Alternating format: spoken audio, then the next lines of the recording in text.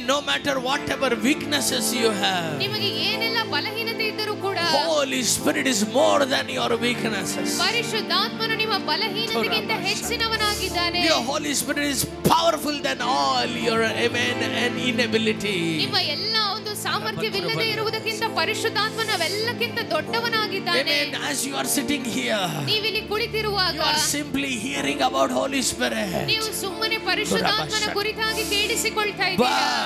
ಆದರೆ you are going to experience Him. ನೀವು ಆತನನ್ನು ಅನುಭವಿಸಲಿಕ್ಕಿದ್ದೀರಾ. The Holy Spirit is not a object. ಪರಿಶುದ್ಧಾತ್ಮನು ಒಂದು ಏನೋ ಒಂದು ವಸ್ತು ಅಲ್ಲ. He is the subject of your life. ಆತನೇ ನಿಮ್ಮ ಜೀವಿತದ ವಿಷಯವಾಗಿದ್ದಾನೆ. He is not a part of your life. ನಿಮ್ಮ ಜೀವಿತದ ಒಂದು ಭಾಗವಲ್ಲ ಆತನು. He is your life. ಆತನೇ ನಿಮ್ಮ He ಜೀವಿತವಾಗಿದ್ದಾನೆ. is your life. ಆತನೇ ನಿಮ್ಮ ಜೀವವಾಗಿದ್ದಾನೆ. Jesus without Holy Spirit was nothing. ಪರಿಶುದ್ಧಾತ್ಮನಿಲ್ಲದೆ ಯೇಸು ಕ್ರಿಸ್ತನು ಕೂಡ ಏನೂ ಇಲ್ಲ.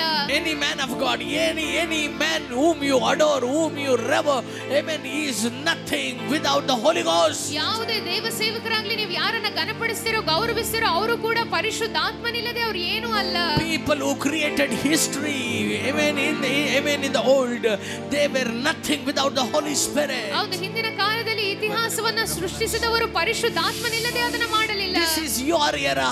ಇದು ಇವಾಗ ನಿಮ್ಮ ಸರದಿ. This is your time. ಈಗ ಇದು ನಿಮ್ಮ ಸಮಯ. Amen. Don't say Holy Spirit, amen, I can live without you. ಪರಿಶುದ್ಧಾತ್ಮನೇ ನಿಮ್ಮನ್ನ ಬಿಟ್ಟು ನಾನು ಜೀವಿಸಕ್ಕಾಗುತ್ತೆ ಅಂತ ಹೇಳಬೇಡಿ. Without Him, ನೀವಿಲ್ಲದೆ amen, not even anything can be shaken. ಯಾವುದು ಕೂಡ ಒಂದು ಚಿಕ್ಕದಾದ್ರೂ ಅದು ಅಲುಗಾಡುವುದಿಲ್ಲ.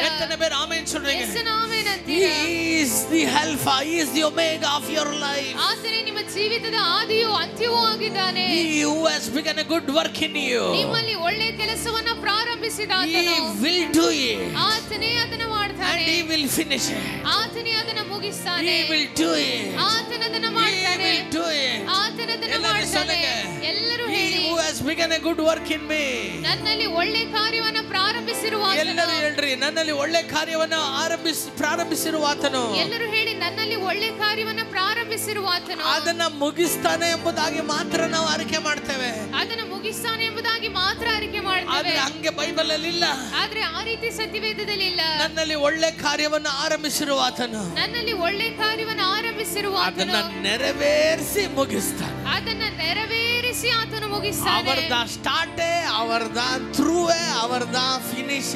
ಆತನೇ ಆದಿ, ಆತನೇ ನಡೆಸುವವನು, ಆತನೇ ಅಂತ್ಯವಾಗಿದ್ದಾನೆ. All that you have to do is, ನೀವು ಮಾಡಬೇಕಾದದ್ದು I surrender.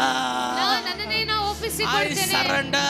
ನನ್ನನ್ನೇ ನಾನು ಒಪ್ಪಿಸಿಕೊಳ್ತೇನೆ. Amen. If I take, amen, and take a rifle, amen, a gun, and point it towards you, what you will do? ನಾನು ಏನಾದ್ರೂ ಗನ್ ತೆಗೆದುಕೊಂಡು ನಿಮಗೆ ನೇರವಾಗಿ ಹಿಡಿದ್ರೆ ಏನ್ ಮಾಡ್ತೀರಾ? ಏನ್ ಮಾಡ್ತೀರಿ? ಸಡನ್ ಆಗಿ ಏನ್ ಮಾಡ್ತೀರಾ? You will raise both your hand and say surrender. ನೀವು ನಿಮ್ಮ ಎರಡು ಕೈಗಳನ್ನು ಎತ್ತಿ ಹೇಳ್ತೀರಾ surrender. Why do you say surrender? ಯಾಕೆ ನಾನು ಶರಣಾಗ್ತೇನೆ ಅಂತ ಹೇಳ್ತೀರಾ? Because your life in his hand. ಯಾಕೆಂದ್ರೆ ನಿಮ್ಮ ಜೀವಿತ ಅವರ ಕೈಯಲ್ಲಿದೆ. ಆಮಾದಾನೆ. ಹೌದು ತಾನೆ. Your life is in his hand. ನಿಮ್ಮ ಜೀವಿತ ಅವರ ಕೈಯಲ್ಲಿದೆ. ಅದೇ ಮಾರಿದಂಗ. ಅದೇ ರೀತಿ Why you need to surrender to the Holy Ghost? ಯಾಕೆ ನೀವು ಪರಿಶುದ್ಧಾತ್ಮನಿಗೆ ನೀವು ನಿಮ್ಮನ್ನು ನೀವು ಒಪ್ಪಿಸಿಕೊಡಬೇಕು? Your life is in his hand. ನಿಮ್ಮ ಜೀವಿತ ಆತನ ಕೈಯಲ್ಲಿದೆ. Your life is in his hand. சொல்லுங்க என் வாழ்க்கை ಎಲ್ಲರೂ ಹೇಳಿ, ನನ್ನ ಜೀವಿತ அவர் கையில தான் இருக்கிறது. ಅದು ಅವರ ಕೈಯಲ್ಲಿಯೇ ಇದೆ. என்னுடைய blessing, ನನ್ನ ಆಶೀರ್ವಾದ அவர் கையில தான் இருக்கிறது. ಅದು ಅವರ ಕೈಯಲ್ಲಿದೆ. என்னுடைய ஜீவன் பிழைக்க வைக்கிறது அவர் கையில தான் இருக்கிறது. ನನ್ನ ಜೀವವನ್ನು ಕಾಪಾಡುವಂತದ್ದು ಅವರ ಕೈಯಲ್ಲೇ ಇದೆ. Amen. My victory is in his hand. ನನ್ನ ಜಯವು ಆತನ ಕೈಯಲ್ಲಿದೆ. My calling is in his hand. ನನ್ನ ಕರೆಯು ಆತನ ಕೈಯಲ್ಲಿದೆ.